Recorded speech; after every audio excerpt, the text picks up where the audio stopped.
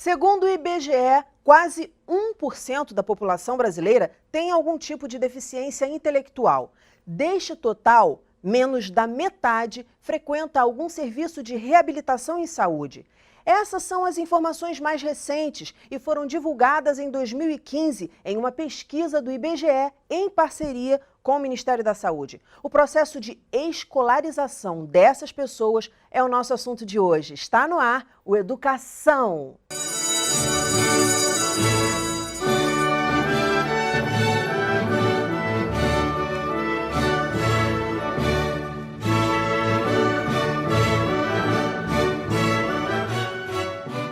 Minhas convidadas são a professora adjunta da Faculdade de Educação da UERJ, Cristina Mascaro, e a professora de Sala de Recursos Multifuncionais na Prefeitura de Rio das Ostras, Tatiana Machado.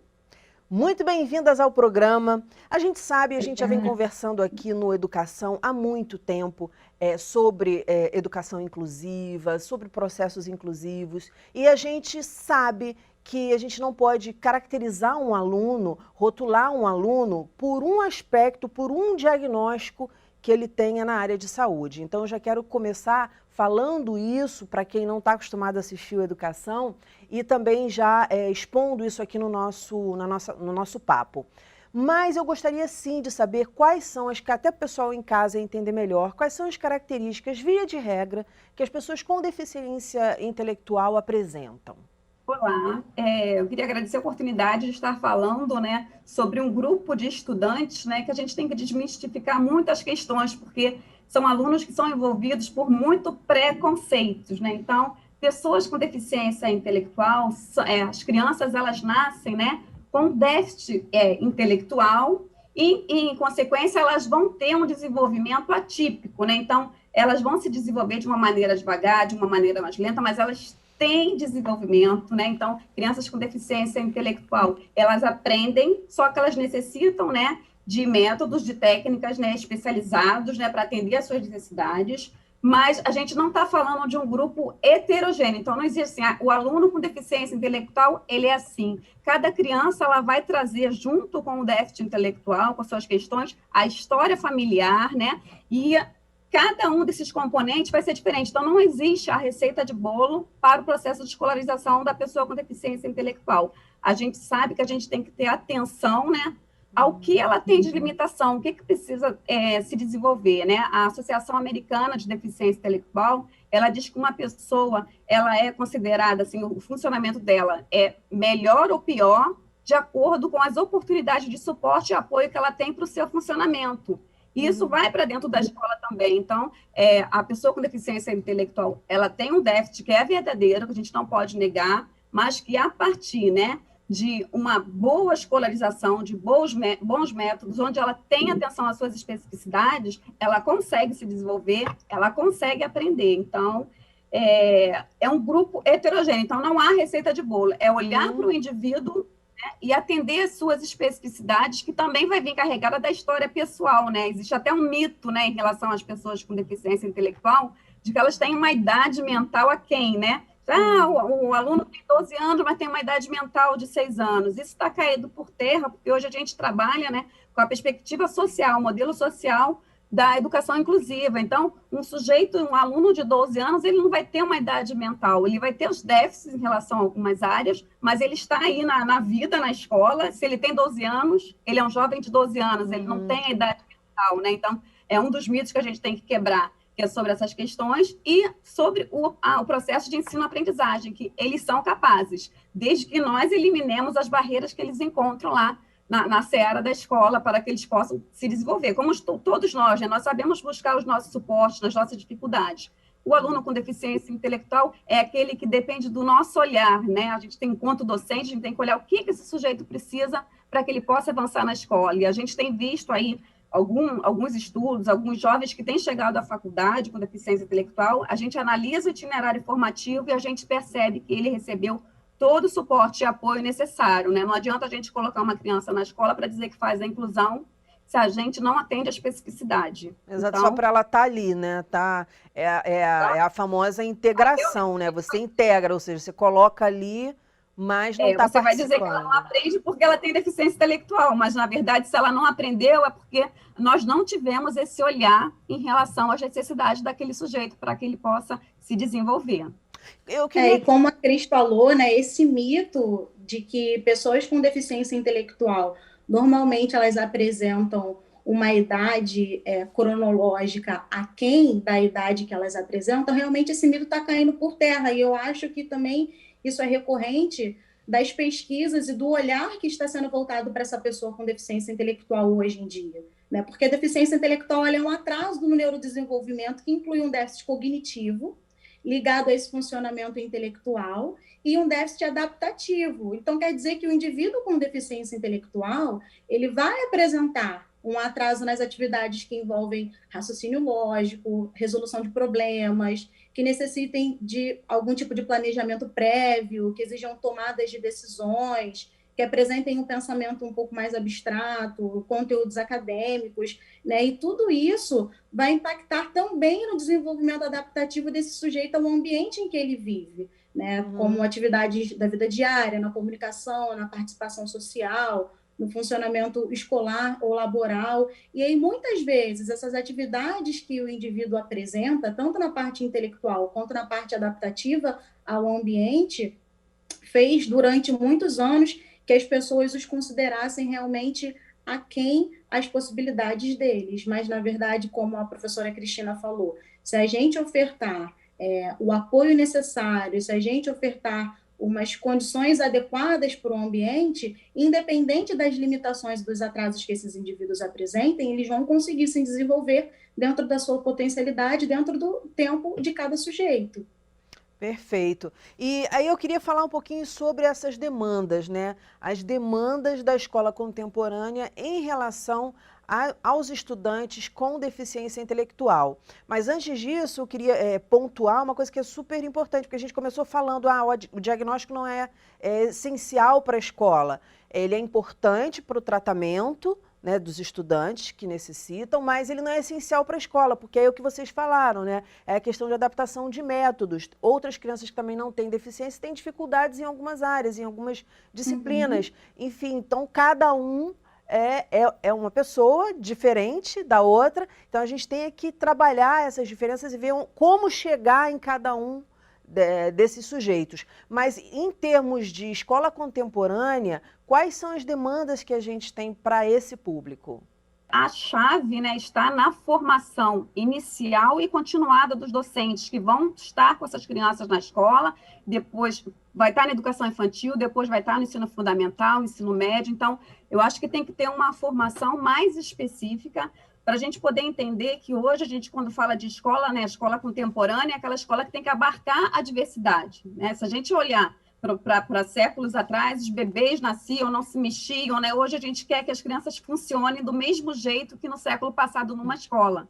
Então, quando a gente fala dessa demanda da prática diferenciada, quando a gente vai pensar em ensinar determinado conteúdo para um aluno com deficiência intelectual, às vezes na matemática ou na alfabetização, você vai olhar o planejamento que você faz, a aula que você prepara, ela é boa para toda a turma, né? Então, às vezes, só quando você para olhar, para atender a especificidade de um sujeito, você mostra que aquela aula, na verdade, ela pode ser assim para todos. Então, eu acho que a formação continuada, né, é a chave, os professores se prepararem para o seu planejamento, né? Que o planejamento hoje não dá para ser uma lista, né, do que se vai trabalhar, mas você tem que ter estratégias, você tem que pensar nos recursos, né? Tem que ser atrativo, né? Então, quando você vai ensinar algo para essas crianças ou para as outras crianças que acho que não têm deficiência, apesar de às vezes ter práticas arcaicas, ela aprende, né? Ela dá um jeito, ela consegue, se ela não compreendeu a dividir, vai ter uma explicadora, mas a criança com deficiência intelectual, ela se retrai, né? Então, eu acho que essa formação continuada, ela tem que ser voltada para práticas dinâmicas, né, para pensar no contexto da diversidade. Se eu sou professora de matemática, de português, eu tenho que estar sempre pensando, e o meu aluno que aprende um pouco mais devagar, e o meu aluno que precisa de um recurso mais imagético, de uma questão concreta, formar professores que pensem em planejar aulas dentro do contexto da diversidade, né? Ver quem está dentro da sala de aula, quais são as necessidades e os suportes, né? Não jogar isso para, é da educação especial. A educação especial é uma área de suporte muito importante. A gente está, né? Eu sou professora da área de educação especial, mas a gente está pensando nos processos que a gente possa favorecer que o professor do ensino comum ensine aquele aluno com deficiência intelectual. Exatamente, que aquele aluno não seja... É uma só. Que aquele aluno não seja do professor de educação especial. O aluno é da escola. O professor de educação especial ele está ali como um facilitador também, como um suplemento, como um complemento, como a gente puder falar, mas enfim, algo que vai somar, que não vai se encerrar em si mesmo. Seria isso. Isso, e também o que não pode acontecer é o professor falar que ele não trabalha com esse aluno porque ele não tem preparo, porque ele não recebeu esse tipo de formação quando ele estudou, então, pelo fato dele não ser preparado, ele não sabe o que fazer, e aí não apresenta nenhum tipo de proposta diferenciada para os alunos com deficiência na sala de aula. Esse tipo de discurso ele não é mais aceitável, né? Na verdade, se a gente for parar para pensar, ninguém se preparou para trabalhar com a diversidade, mas a diversidade está dentro da sala de aula. E eu, como professor, eu escolho dar aula para pessoas. E não apenas para as pessoas que aprendem. Né? Quem é professor de pessoa no geral. Mas o que acontece muitas vezes é que o professor ele dá aula pensando naquele público que vai conseguir, que vai saber aprender e que vai conseguir aprender exatamente do jeitinho que ele ensinou. É esse tipo de pensamento que a gente precisa, aos poucos, ir quebrando dentro da área docente. Quem é professor de pessoas, e as pessoas elas são inúmeras, existe um número muito grande de variabilidade de alunos dentro da sala de aula, e eu, como professor, sou responsável por conseguir atender a toda essa demanda. Eu tenho formação adequada para isso? Na maioria das vezes, não. Mas esse discurso de que eu não vou fazer porque eu não tenho formação, não tenho preparo, isso não é aceitável, porque eu sou professora de pessoas, não apenas de pessoas que conseguem aprender. Perfeito, perfeito.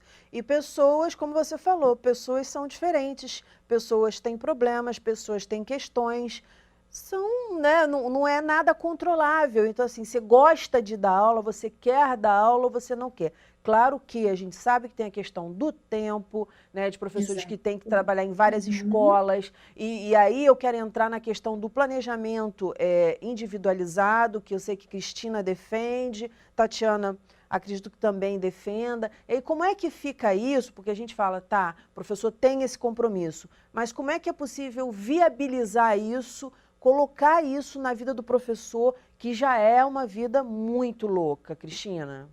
A chave para uma boa aula, né, sempre, né, independente de onde eu esteja dando aula, eu já trabalhei com educação infantil, né, com crianças de 1ª, 5ª série, hoje trabalho com o curso de pedagogia, e eu sempre digo, né, eu tenho lá sempre o meu planejamento. Se eu não tiver um caminho, né, então, esse planejamento, né, o planejamento personalizado para um aluno, ele é um trabalho colaborativo da escola. Então, a gente ajuda, como a gente pode ajudar o professor? Né? Então, essa escola tem que ajudar a conhecer esse aluno, né, passar por processos de entrevista, conhecer a família, proporcionar que o professor tenha acesso a essas informações.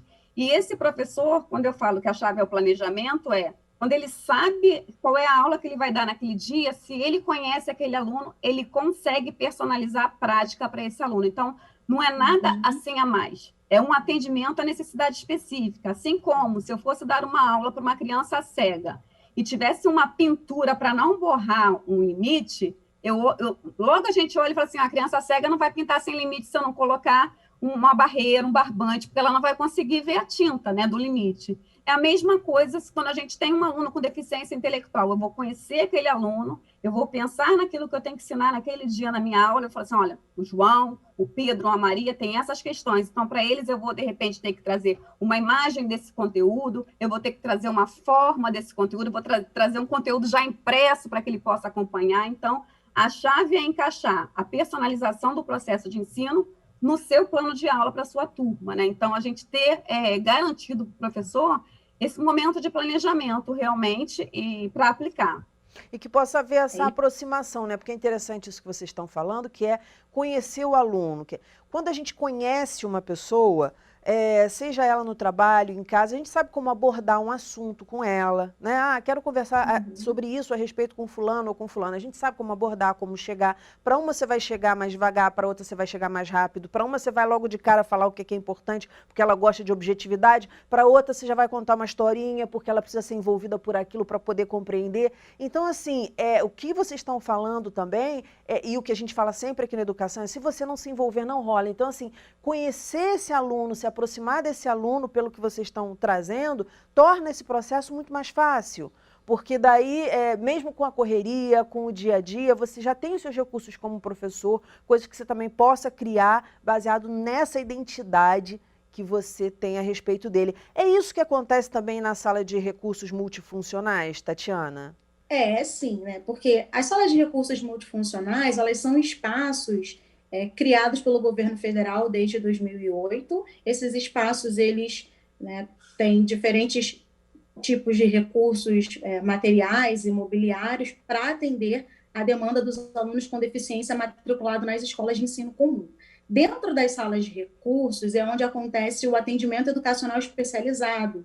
E esse é um atendimento que o professor faz com base nas necessidades do aluno para complementar ou suplementar a educação. E aí, com base naquele atendimento individualizado que o professor de sala de recursos faz ali dentro daquele espaço, uma das tarefas do professor de sala de recursos é também orientar ao professor regente a como lidar com essas questões que o professor de sala de recursos conseguiu perceber nesse atendimento individualizado com o aluno. Então, para que o processo de inclusão consiga acontecer, o atendimento educacional especializado ele não pode ficar centrado só na figura do professor da sala de recursos, naquele espaço fechado. É preciso que o plano que o professor de sala de recursos trace para esse aluno, com base nas necessidades dele, é preciso que esse plano ele saia dali daquele espaço e consiga ser colocado em prática também em toda a escola. Não é só nem na sala de aula, é em toda a escola, porque eu, como professora de sala de recursos, já atendi alunos com dificuldades complexas de comunicação, em que eu utilizava a comunicação alternativa para que eles conseguissem ter uma comunicação mais facilitada, né? Algumas pessoas com deficiência intelectual, ela tem essa dificuldade na comunicação, então são crianças que até falam, mas tem aquela fala confusa, pouco compreensível, que às vezes mistura as ideias, e a comunicação alternativa é um recurso que vai facilitar a comunicação desses alunos. E não adianta ele usar a comunicação alternativa apenas comigo dentro da minha sala de recursos isolada. Uhum. É necessário que esse recurso ele seja colocado em prática também na sala de aula e em todos os outros espaços. Então, na hora do almoço, para que esse aluno consiga pedir a sua merenda no refeitório, por que não utilizar a comunicação alternativa também nesses outros espaços? Na aula de educação física, Sim. na hora que chegar, para dar bom dia, para dar boa tarde, para dar tchau para o porteiro, né? Ou seja, tudo que acontece dentro da sala de recursos, é muito comum a gente ver que, na maioria das realidades, fica centrado e fechado na sala de recursos. Isso não vai facilitar o processo de inclusão desse aluno. Vira uma ilha. É preciso que tudo que aconteça ali dentro consiga ser colocado em prática em todos os outros espaços da escola, porque, como você mesmo falou, esse aluno é aluno da escola, não é aluno do profissional A ou B, ele é aluno da escola como um todo. Então, toda escola precisa oferecer esse suporte, oferecer esses recursos para que o aluno consiga vivenciar a educação da mesma forma que todos os outros. Isso é importante dizer que, assim, sala de recursos não substitui sala de aula. Sala de recursos é um complemento, não é isso? Então, Isso, assim, não é, exatamente. ele não vai para a aula, mas vai para a sala de recursos. Não é isso. Tanto é que ocorre no contraturno, né? Que a gente chama de contraturno, ou seja, no turno diferente da turma dele. Então, se a turma dele estuda de manhã, a sala de recursos vai ser de tarde. É assim, Tatiana? Tô certa? Isso, é exatamente assim, porque realmente não substitui, né? Ele é complementar ou suplementar à educação, né? Tanto que, para estar matriculado na sala de recursos, é exigência que, antes de tudo, ele esteja matriculado em uma turma de ensino comum.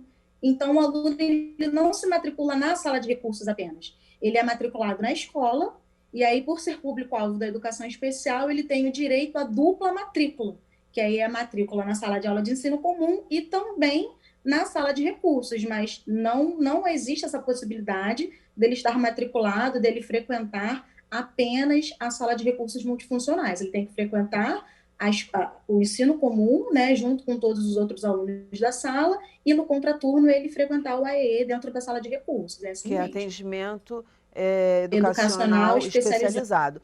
Eu queria que vocês dessem dicas, porque às vezes o professor fica, às vezes não, muitas vezes o professor fica desesperado, eu sei disso porque eu sou professora também, então a gente fica, né? Porque dá aquela angústia de saber, por exemplo, dicas de vocês para que o professor possa ter uma visão mais calibrada, mais apurada, porque muitas vezes pode-se pensar, esse aluno está assim, isso não é uma dificuldade, ele é preguiçoso, tem algum problema que está acontecendo em casa, os pais estão brigando, a mãe está sem, enfim, é a chefe de família e está sem dinheiro, ou não sei, alguma coisa na comunidade, a comunidade está violenta. Como é que a gente pode ir depurando isso? Porque às vezes também acontece tudo ao mesmo tempo. O aluno tem esse problema dessa deficiência, mas ele também está com problema em casa, também tem problema na comunidade. Quer dizer, qual a dica que vocês dariam para o professor, assim, porque não é a questão aqui da minha pergunta, não é o diagnóstico, não, mas como você vai abordar, a tua abordagem, as abordagens são diferentes, né, de acordo com os contextos. Então, os contextos têm a sua importância, eles não são marcantes e fundamentais, mas os contextos têm a sua importância. Que dicas vocês dariam?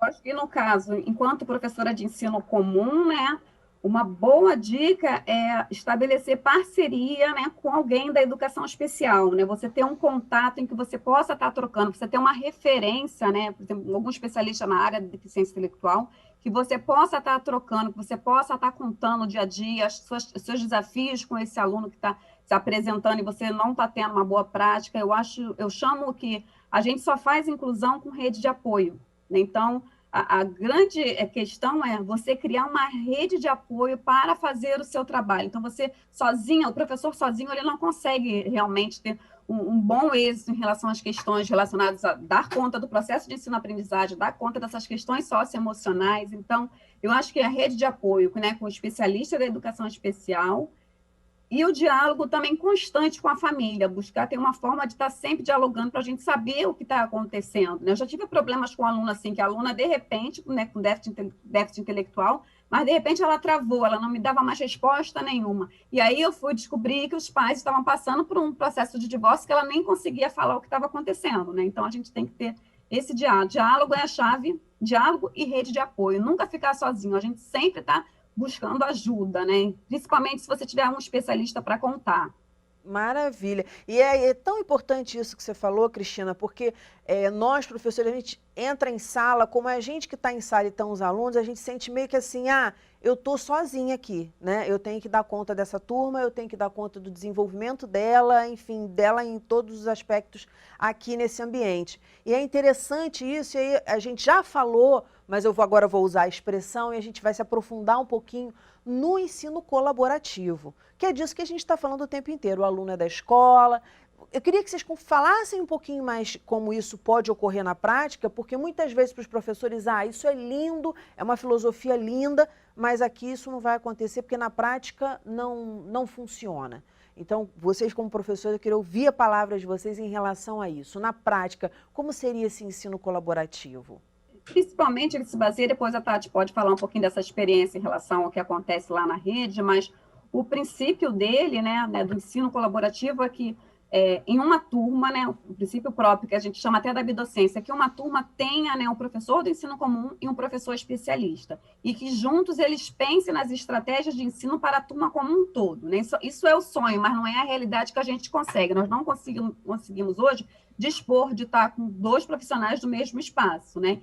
A gente tem algumas experiências de momentos, né, de aproveitar a carga horária de professores de educação especial que possam estar indo 2, 3 vezes por semana, né, na sala de aula e também pensando nas questões de planejamento junto com esse professor. Então, a gente está dividindo juntos as demandas. O professor tem o que ele tem que ensinar para a turma e ele pega as dicas com o professor especialista. Então, juntos eles planejam as práticas e eles vão estar se encontrando e trocando sobre essa demanda. O sonho é que eles pudessem ficar lá, né, o turno todo, porque as pesquisas têm mostrado que, apesar do atendimento educacional especializado na sala de recursos ser importante, ele tem se mostrado muito pouco efetivo, principalmente nos alunos com deficiência intelectual, porque são 4 horas na sala de aula, então é ali que está o mote do ensino, da aprendizagem, do conteúdo, é ali que o aluno e o docente que está lidando com ele precisa do suporte. Então, às vezes, é mais efetivo que esse professor de sala de recurso, ele saia da sala de recurso e passe alguns momentos na turma de ensino comum onde tem aquele aluno, né? Então, a gente tem que fazer os desenhos, né? De acordo com a demanda, tentar somar os esforços, né? Do professor que tem que ensinar o conteúdo, do professor que vai estar entendendo em relação às adaptações, às flexibilizações, à adaptação de material. Então, é somar esforços. O professor de ensino comum saber que ele precisa de um suporte do especialista, e o especialista saber que a principal função dele não é mais hoje, na perspectiva da inclusão, não é mais esse atendimento direto ali no espaço da sala de recurso. Alguns casos específicos são necessários, alguns alunos com comprometimentos muito importantes, mas a grande maioria, como eu falei, os alunos com deficiência intelectual são heterogêneos, né? Então tem vários tipos de aluno. A grande maioria não precisa estar lá 2 horas naquele espaço com uma professora, mas ele precisa que o professor de ensino comum que está com ele na sala de aula se sinta seguro, né, em relação ao que ele está fazendo, né? Então, quando ele mostra um planejamento, então o ensino colaborativo ele pode se traduzir na presença física ou na troca via planejamento ou em pequenos turnos de ensino colaborativo propriamente dito. Aí acho que a Tati tem alguns exemplos bem bacanas lá de Rio das Ostras, né, para contar como eles fazem esses arranjos do ensino colaborativo. Não, maravilha ter a Tati aqui para falar disso. Agora, Tati, você tem 2 minutos, porque infelizmente a gente está já com o tempo estourando. Nossa, passa muito rápido. Muito, Conversa quando é boa, passa rapidinho, né? Aqui em Rio das Ostras, como a professora Cristina falou, nossa realidade, infelizmente, ainda não é da realidade de ter um especialista dentro de todas as salas. Né? O que nós temos aqui é um único especialista para dar conta da demanda de toda a escola, que são os professores de sala de recursos lotados nas escolas municipais. Né? O que fazer, então? É tentar viabilizar momentos em que o professor de sala de recursos vai conseguir encontrar os professores da sala, os professores regentes da sala comum para essa troca de planejamento. E para isso, uma coisa é fundamental, né, que é a garantia do 1/3 em sala de aula que o professor tem, isso é garantia de lei, todo professor ele tem 1/3 para o atendimento direto aos alunos e o horário restante para planejamento e formação continuada. Se as prefeituras, se os municípios não garantirem esse percentual de 1/3 em sala de aula e o restante voltado para o planejamento, fica muito difícil que os profissionais, tanto os docentes da sala de ensino comum quanto os professores de sala de recursos, consigam se encontrar. Né? Então, hoje, o que a gente tenta fazer é viabilizar o encontro desses profissionais para que possa haver essa troca e orientação no planejamento. Porque muitas vezes o professor da sala de ensino comum ele se sente mesmo perdido. Muitos chegam sedentos, reconhecem o aluno, observam as individualidades do aluno, sabem, né, quais são as questões que o aluno apresenta, mas muitas vezes eles ficam perdidos em relação a qual é o melhor recurso a utilizar, qual é a melhor técnica, qual é o melhor meio de se chegar nesse aluno. Então, a troca no planejamento é fundamental para que esse professor consiga fortalecer as práticas de ensino dele dentro da sala de aula. A gente sempre fala aqui na educação que tudo que envolve educação tem que estar todo mundo junto no mesmo barco e trocando informações. Professoras, muitíssimo obrigada pela participação no programa, parabéns pelo trabalho e voltem sempre para a gente conversar sobre esse assunto e outros. O nosso programa fica por aqui, mas na segunda-feira que vem tem muito mais às 9 horas da noite. Educação, se você não se envolver, já sabe, né? Não rola. Momentos de paz e até lá.